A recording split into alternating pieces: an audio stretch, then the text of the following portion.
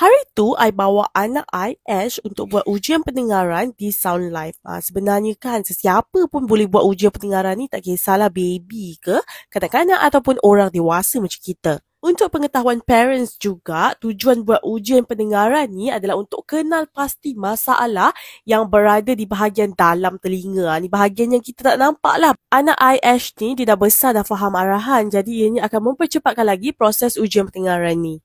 Selepas selesai semua prosedur, parents boleh tengok sendiri hasil daripada ujian pendengaran tadi.